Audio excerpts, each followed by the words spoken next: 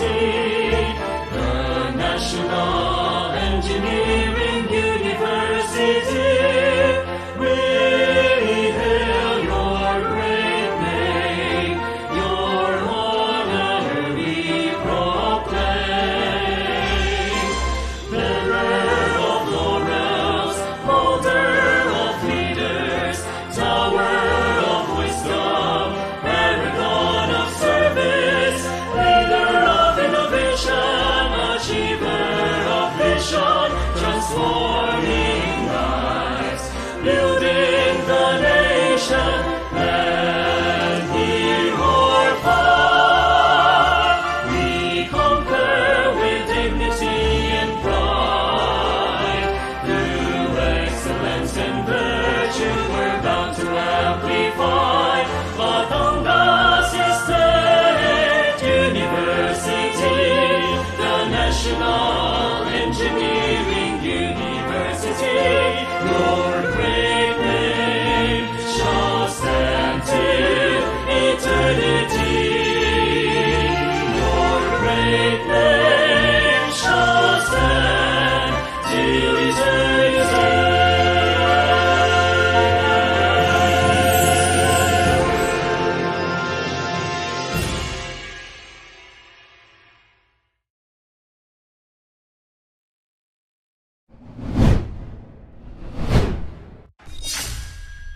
Leading innovations, transforming lives. Batangas State University Vision, a premier national university that develops leaders in the global knowledge economy. University Mission, a university committed to producing leaders by providing a 21st century learning environment through innovation in education, multidisciplinary research, and community and industry partnerships in order to nurture the spirit of nationhood, propel the national economy, and engage the world for sustainable development. University core values: patriotism, service, integrity, resilience, excellence, and faith. College goals. The College of Arts and Sciences aims to provide leadership in quality instruction, research, extension service, and professional training in the arts and sciences. It also aims to produce scientifically trained, economically stable, and environmentally conscious citizens. Moreover, it is also anchored on the philosophy of providing students with humanistic education, geared to enhance their commitment to personal growth and social transformation, thus making them professionals possessing love and faith in the Almighty God, their country, and fellow men. Bachelor of Arts in Communication program educational objectives. This program aims to equip students with the knowledge and skills in the theory and practice of communication, applicable in various professions and contexts with focus on media professions. Batangas State University.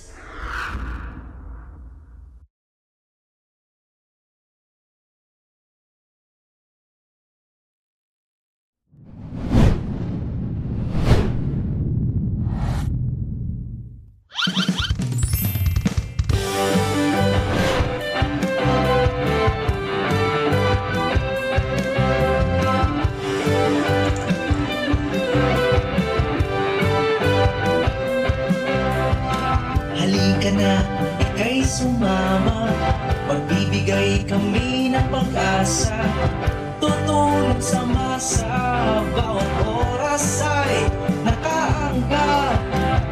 Iangat ang tinig ng kabataan, dami ng himig ng karagatan. Sa 96.5, sa 96.5, sa 96.5, the boys and rhythm of the sea.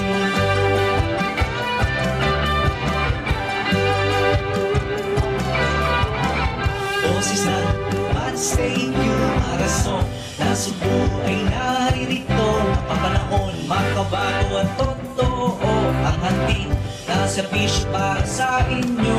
Isyo ng bayan, talakayin at pag-usapan na mamunang radyo #1 sa 96.5, sa 96.5, sa 96.5.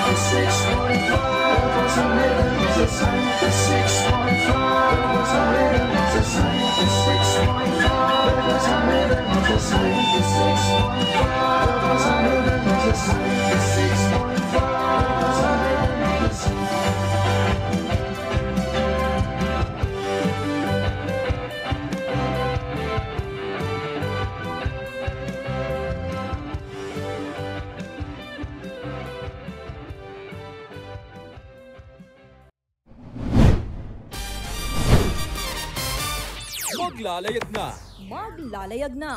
ang mga balitang napapanahon at rumaragasa. Bibigyang tinig ang mga balitang nilambat pa sa Kalakhang Timog, Katagalugan. Live mula sa himpilang Sparta ng Kanlurang Batangan. DDDWBX 96.5, The Voice and Rhythm of the Sea. Balitang nakaangkla ulat na makamasa, kasangga ang Bat State ulat sa umaga. Magandang araw, Pilipinas! Magandang araw, Batangas. Ito ang Bat State Ulat sa Umaga.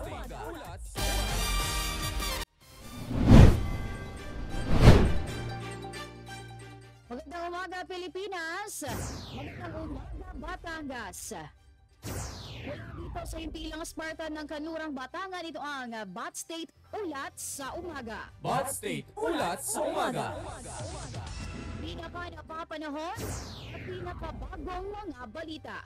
Atin sa inyo ng buong puwersa ng DWBX 96.5, The Voice and Rhythm of the Sea. Bat State Ulat sa Umaga. May araw ng Webes, ika-6 ng Pebrero 2025. Kasama nyo sa tapat at totoong pagbabalita, Lenny Ilaw. Bat State Ulat sa Umaga. At kayo nga po ay nakikinig sa inyong nag-iisang himpilan ng Batangas State University Aras of Nasugbu. Isang mapagpalang araw para simulan ng isang oras ng makabuluhang balitaan. Bat State Ulat sa Umaga. Narito na nga ang mga nagbabagang mga balita. Bibigyang tinig ang mga nalambat na balita. Libreng life and accident insurance handog para sa livestock farmer sa Batangas City. Kauna-unahang medicine drone delivery service sa Southeast Asia inilunsad sa Pililla, Rizal. Pagpapatayo ng gender-neutral comfort room sa Batangas isinusulong. English-only policy sa University of Cabuyao viral sa social media. Lalaki patay matapos pagtatagain sa loob ng kubo sa Taal, Batangas. Bat State Ulat sa Umaga. Para sa unang ratsada ng mga balita, libreng life and accident insurance handog para sa livestock farmers sa Batangas City. Tagumpay na inihatid ang libreng life and accident insurance para sa mga livestock farmers sa Tanawan City. Layo ng programa na tulungan ang mga local assisted livestock owners at magsasaka sa lungsod. Samantala, naisakatuparan ito sa pangunguna ni Mayor Sonny Colliandes, Ocvet Tanawan at Philippine Crop Insurance Corporation. Bat State Ulat sa Umaga. Samantala, kauna-unahang medicine drone delivery service sa Southeast Asia inilunsad sa Pililla, Rizal.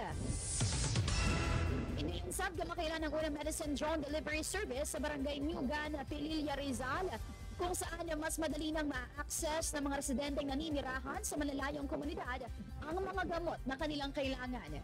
Ito ay bahagi ng programa ng Smart Villages at Smart Islands na nagpapakita ng potensyal ng digital na solusyon sa pagpapahusay ng kalusugan ng isang komunidad. Pinangunahan ng Department of Information and Communications Technology o DICT Region 4A Secretary Ivan John Uy at DOH Assistant Secretary Ariel Valencia. Kasama ang ibang opisyal ng pambansa at lokal na pamahalaan ang paglulunsad ng proyekto. Ayon kay Uy, ang Pilipinas ang kauna-unahang bansa sa Southeast Asia na gumamit ng drone technology upang maghatid ng gamot sa malalayong lugar. Samantala, labis naman ang pasasalamat ng mga residente at opisyal ng barangay dahil sa kapakipakinabang na proyekto, lalo na sa mga senior citizens at PWDs, dahil mababawasan ang oras ng kanilang pagbiyahe sa malalayong lugar upang makakuha ng gamot. Patuloy naman ang pagsasagawa ng karagdagang pag-aaral ng DICT kung paano mapapalawak ang pagsasagawa ng medicine drone delivery system sa buong bansa. Bat State Ulat sa Umaga. Samantala, ibang balita, pagpapatayo ng gender-neutral comfort room sa Batangas isinusulong. Sinimulan ng Provincial Committee on Gender and Development Technical Working Group ang pagbuo ng isang inilungkahing ordinansa na magtaguyod ng universal designed at gender-neutral comfort rooms sa mga pag-aari ng pamahalaang panlalawigan ng Batangas. Ang hakbang na ito ay alinsunod sa Republic Act No. 9710 o ang Magna Carta of Women na naglalayong itaguyod ang pagkakapantay-pantay ng kalalakihan at kababaihan at lumikha ng isang kapaligiran na walang diskriminasyon at karahasan batay sa kasarian. Ngunit ang ipinapanukalang ordinansa na mabigyan ng sariling palikuran ang mga miyembro ng LGBTQIA+ community sa pauuna ng Provincial Social Welfare and Development Office Department Head Rida Luistro kasama ang mga miyembro ng PCGAD-TWG. Bot State Ulat sa Umaga. Yan at iba pang mainit na mga balita makalipas sa ang isang paalala. Ako'y may kahandaan, kaya't ako'y walang alinlangan. Narito ang ilang tagubilin sa oras ng lindol. Ang lindol ay isang sakuna na nagmumula sa pagyanig at pagbibitak-bitak ng lupa. Maraming pinsala at panganib ang maaaring gawin nito. Kaya't dapat alam natin kung anong mga hakbang ang nararapat nating gawin bago at pagkatapos ng lindol. Maghanda ng isang bag laman ng pangunahing pangangailangan na maaaring bitbitin sa oras ng pagyanig gaya ng mga delata, noodles, bigas, tubig, gamot at iba pa. Kung ikaw ay nasa loob ng isang gusali, manatiling kalmado at humanap ng lugar na malayo sa mga bagay na maaaring bumagsak. Takpan ang ulo ng iyong mga kamay, bahagyang yumukod at magtago sa ilalim ng matibay na mesa o kama habang nagpapatuloy ang lindol. Iwasang tumigil sa harap ng matataas na gusali, poste o mga puno na maaaring bumagsak. Kung ikaw naman ay nagmamaneho, huminto sa isang lugar na malayo sa mga bagay na maaaring matumba gaya ng mga poste at iba pa. Iwasang lumapit sa tulay at tunnel dahil maaaring masira ang mga ito habang papalakas ang lindol. Kung ikaw naman ay nakatira sa tabing dagat, maging alisto sa mga abiso mula sa local government unit dahil sa banta ng tsunami. Kung ikaw naman ay nakatira sa mataas na lugar, maging handa sa posibleng pagguho ng lupa. Suriin ang sarili at tingnan kung ikaw ay may pinsalang natamo sa katawan. Maging handa sa aftershocks na maaaring sumunod makalipas ang ilang minuto. Tandaan, ang kahandaan ang magliligtas sa iyo sa kapahamakan. Isang paalala mula sa DWBX 96.5, The Voice and Rhythm of the Sea. Kaya nga ay nakatutok pa rin, dito lamang yan sa Bot State Ulat sa Umaga. Bot State Ulat sa Umaga. Napagpapatuloy ng ating balitaan, English-only policy sa University of Cabuyao viral sa social media. Bentang-benta ang di umano na English-only policy sa isang universidad sa Cabuyao, Laguna. Ayon sa anunsyo ng nasabing universidad, sinabi nilang isa na sila sa English campus kung kaya't lahat ng transaksyon at komunikasyon ay nasalin sa Ingles. Anila, ang pulisiyang ito ay kanilang hangarin upang maging globally competitive at world-class ang kanilang mga estudyante. Nagpahayag naman ang Komisyon sa Wikang Pilipino o KWF na dapat bawiin ang pulisiya dahil salungat ito sa Executive Order No. 355 na nangangahulugang dapat kilalanin at tangkilikin ng anumang tanggapan ng gobyerno ang wikang Filipino. Depensa naman ni Mr. Librado Di Maunahan, Presidente ng Pamantasan, hindi maikakaila na English ang universal language at maging sa mga board examinations ay ito ang ginagamit. Samantala, wala pang sagot ang Commission of Higher Education kaugnay sa issue. Bot State Ulat sa Umaga. Ibang balita naman tayo, lalaki patay matapos pagtatagain sa loob ng kubo sa Taal, Batangas. Nasawi ang isang 45 anyos na lalaki, ito'y matapos pagtatagain ng dalawang armadong sospek sa loob ng kanyang kubo sa Barangay Butong, Taal, Batangas. Ayon sa investigasyon ng Taal MPS, nakipagtalo ang dalawang sospek sa biktima bago ito paulit-ulit na tinaga sa muka at kilikili. Matapos ang insidente, agad namang tumakas ang mga salarin. Kinilala naman ang mga sospek bilang sina alias Efren at alias Sherwin at pareho residente ng nasabing barangay. Sa ngayon ay patuloy ang investigasyon at manhunt operation ng mga otoridad upang mahuli ang mga responsable sa krimen. Bot State Ulat sa Umaga. At Yan ang unang pasada ng mga balita. Aking pagbabalik din namin sa inyo ang ikalawang bugso ng mga balita, kaya naman manatiling nakatutok. Dito lamang yan sa DWBX 96.5, The Voice and Rhythm of the Sea. Bad State Ulat sa Umaga. Isa ka rin ba sa laging nabibiktima ng fake news o hindi sinasadyang nakakapagpakalat ng mga ito sa social media? Dahil sa dami ng mga impormasyong kumakalat sa social media, hindi maitatangging lumalaganap na rin ang mga fake news. Kaya't huwag agad maniniwala sa mga impormasyong kumakalat ngayon. Panahon na upang magkaroon tayo ng kaalaman upang hindi tayo mabiktima ng mga maling impormasyon. Narito ang mga bagay na dapat mong tandaan at isaalang-alang bago tayo magbahagi ng mga impormasyon sa social media. Una, basahin mabuti ang impormasyong nilalaman at kung paano nakalap ang balita. Pangalawa, alamin kung anong news outlet o sinong manunulat ang naglathala nito. Pangatlo, tukuyin ang petsa at oras kung kailan ito na-published. Pang-apat, tukuyin kung balanse ba ang pinapahayag na istorya. Panglima, obserbahan at tukuyin ring mabuti ang mga nilalamang mga larawan at kataga at humanap ng iba pang pinagkakatiwalaang mga tagapagbalita na naglathala ng kaparehas na impormasyon kung ikay may pagdududa. Mahalagang maging mapanuri at tiyaking tamang impormasyon lamang ang ating ibinabahagi. Isang paalala mula sa DWBX 96.5, The Voice and Rhythm of the Sea. Ngayong panahon na malapit na ang halalan, bilang isang mamamayang Pilipino na may karapatang bumoto ay dapat maging matalino sa pagpili ng mga ninanais maging leader. Paano nga ba magiging matalino sa pagpili ng kandidato? Una, kilalanin o ilista ang mga kakandidato sa halalan, kung ano ang kanilang mga paninindigang posisyon at kilatisin ang kanilang mga plataporma. Pangalawa, alamin ang mga isyung nais mong bigyang pansin ng mga kandidato. Ilang halimbawa nito ay ang kahirapan, unemployment, karahasan at iba pa.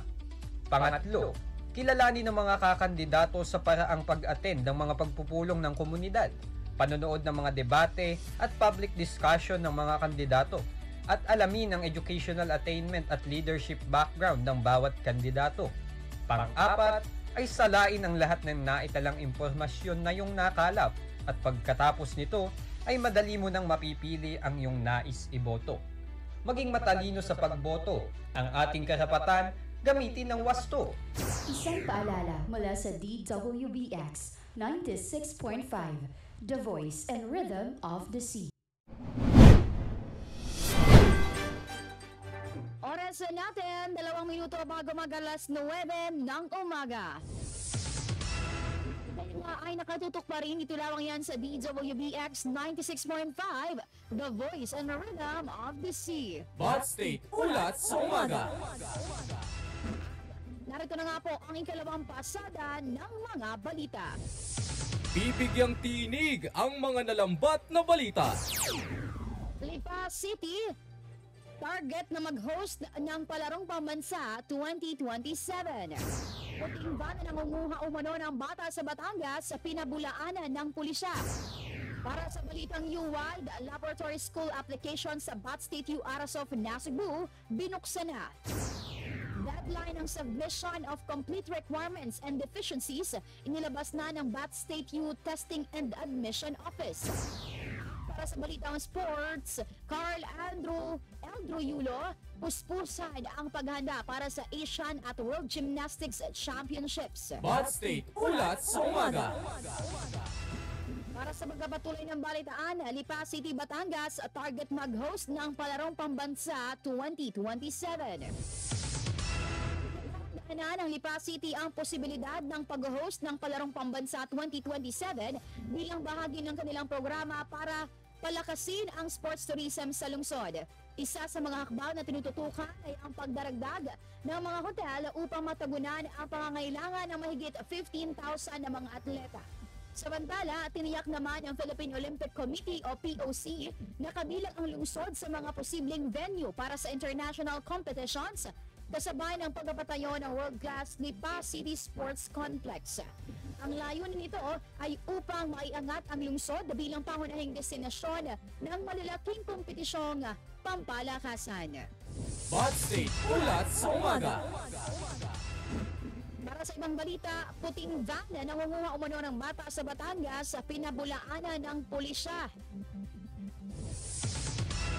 Para sa balitang iyan, narito si Hans Rivera. Hans, i-Bud State Ulat mo. Nagpahayag ng pangamba ang publiko dahil sa kumakalat na balita tungkol sa mga puting van na umano'y nangunguha ng bata sa Batangas. Pinabulaanan ng Talisay Pulis ang naturang ulat at binansagan itong fake news at pinaalalahanan ng publiko na huwag magpakalat ng maling impormasyon. Samantala, Asalian, isang grupo lula ng puting van ang nanakot lamang sa mga estudyante at kalaunan ay naglabas ng public apology. Gayunpaman, kinumpirma ng Batangas PNP na wala pang naitatalang kaso ng kidnapping o abduction sa lalawigan at tiniyak ang masusing investigasyon upang matigil na ang pagpapakalat ng takot sa mga mamamayan. Para sa Bud State Ulat, ako si Hans Rivera ng DWBX 96.5, The Voice and Rhythm of the Sea. Maraming salamat, Hans Rivera. Samantala, narito naman po ang ating balitang U-Wide. Updates on the red and white dito sa Balitang U-Wide. Para nga sa ating balitang U-Wide, lab school application sa Bud State UARS of Nasugbu binuksan na. Naglabas sa isang anunsyo ang Testing and Admission Office ng Bud State UARS of Nasugbu Campus patungkol sa pagbubukas ng aplikasyon para sa laboratory school. Nagsimula ang application noong February 3 at tentatibong matatapos sa April 25. Kasama rin sa inilabas na anunsyo ang online application form at listahan ng mga requirements na kailangang ihanda ng mga student applicants mula kindergarten hanggang grade 7. Kasama rin o para sa mga magulang na nais na ang kanilang mga anak ay maging bahagi ng Red Spartan community, bisitahin lamang ang Testing and Admission Office Bud State UARS of Nasugbu Facebook page para sa karagdagang impormasyon. Bud State Ulat sa Umaga.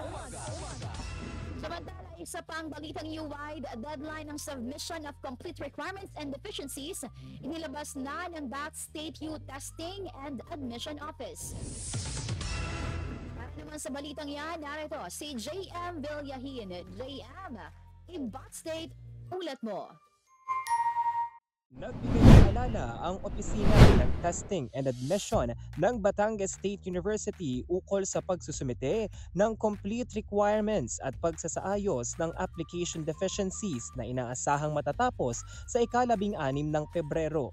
Alinsunod dito, pinapayuhan ang mga mag-aaral na regular na bisitahin ang kani-kanilang application status sa kanilang college applicants portal upang maisaayos ang kanilang deficiencies bago pa man sumapit ang nasabing deadline. Samantala, binigyang diin ng opisina na patuloy pa rin ang kanilang evaluation at approval sa mga submitted online applications kung kaya't wala dapat ipag-alala ang mga mag-aaral kung ang kanilang aplikasyon ay kumpleto, payak at detalyado.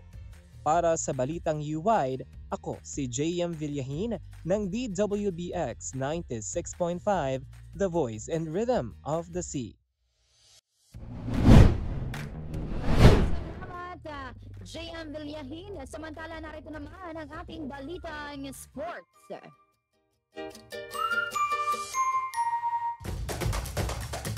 Sports Balita. Pinaghahandaan ni Carl Eldro.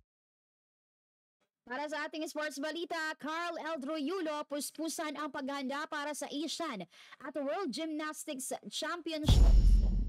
Para sa balitang yan, narito si Marwin Gonzalez. Marwin, i-Bud State Ulat mo.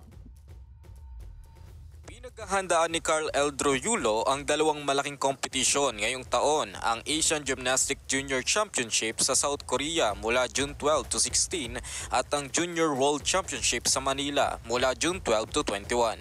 Araw-araw siyang nagsasanay kahit wala ang kanyang coach na si Monehiro Kugiyama na naging tagapagturo rin ang kanyang nakakatandang kapatid na si Carlos Yulo.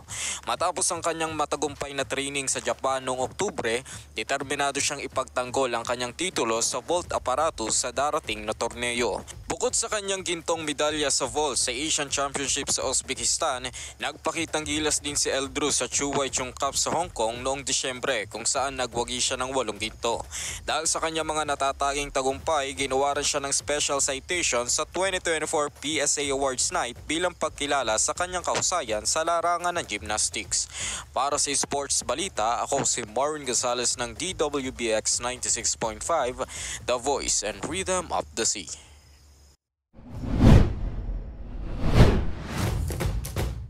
Maraming salamat, Maureen Gonzalez. Samantala, narito naman ang ating ulat panahon. Bot State Ulat sa Umaga.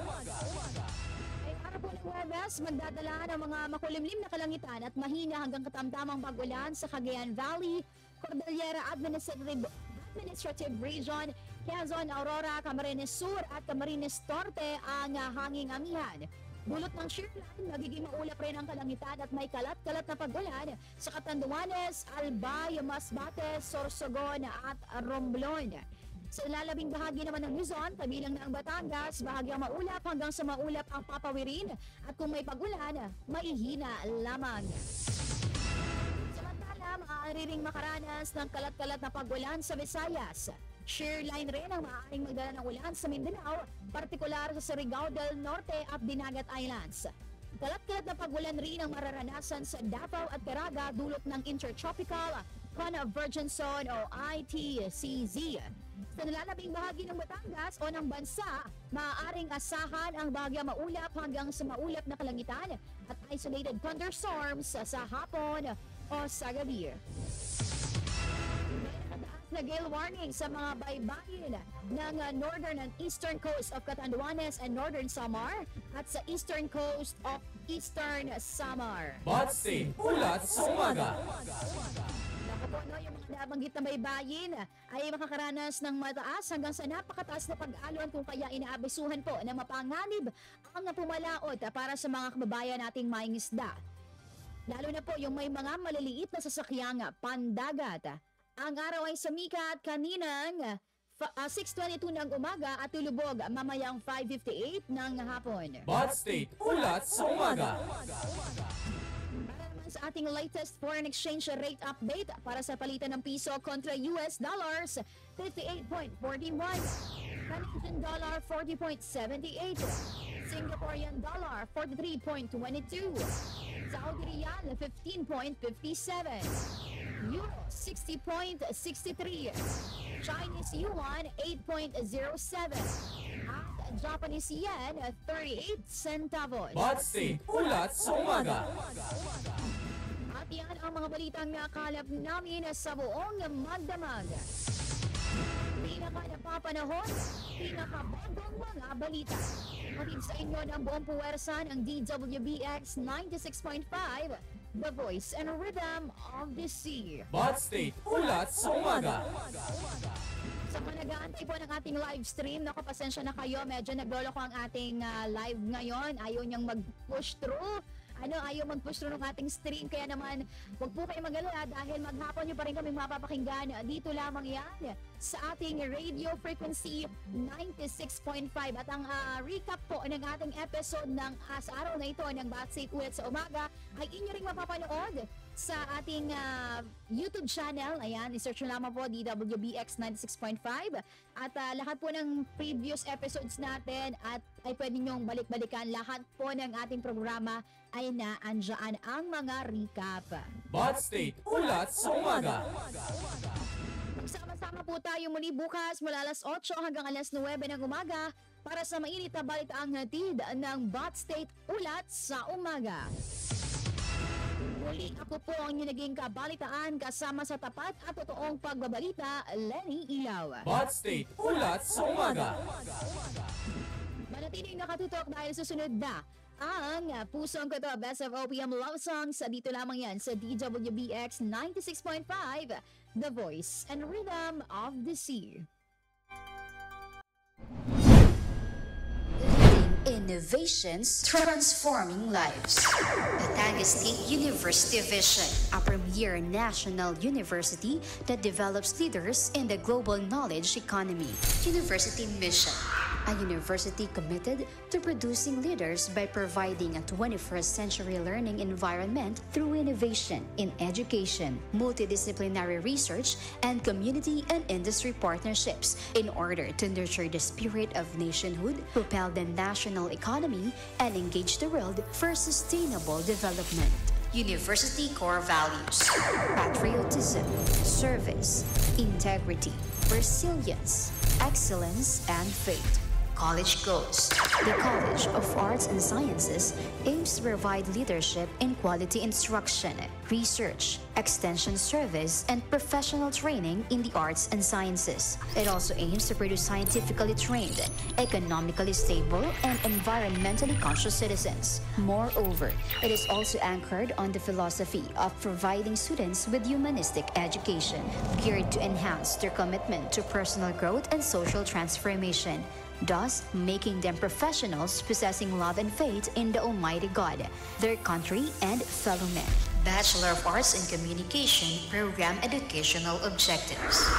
This program aims to equip students with the knowledge and skills in the theory and practice of communication, applicable in various professions and contexts with focus on media professions.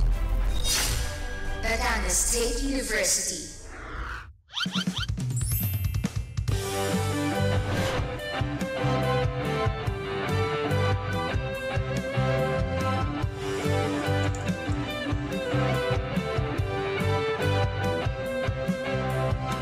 Halika na, ika'y sumama, magbibigay kami ng pag-asa, tutulong sa masa, bawat